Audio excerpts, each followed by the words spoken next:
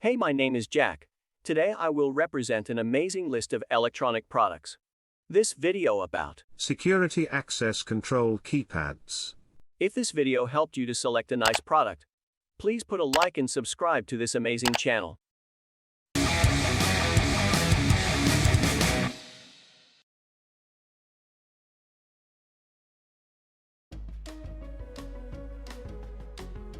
Hi, I'm Alex Aaron, a technician at Seco-Larm, and today we'll be reviewing the basic programming of our SK1323 and 2323 series keypads. Welcome to our instructional video, and we are glad you're here.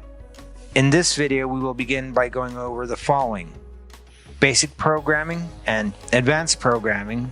Please see the description below to skip to the desired location in this video. The keypad has a master code and a user code. The master code is used to get into programming, while the user code is used to trigger the output. Default master code for the keypad is 1234. Master codes cannot be used as a user code and vice versa. Code length is from 2 to 6 digits. User IDs are from 000 to 999 for 1,000 users on output 1, and from 00 to 09 for 10 users on output 2. Reset. How to remove user codes. To clear user code, once in programming, type in *888 to clear all previous user codes and proximity cards. How to factory reset. If you need to reset the keypad to default factory settings, input *899. Both LEDs will go orange followed by a beep sound, indicate the keypad is now set to factory default.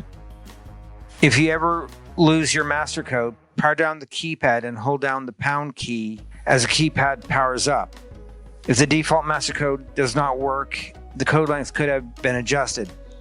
Try entering sequential codes from 2 to 6 digits, for example, 1212, 123, 123, and so on.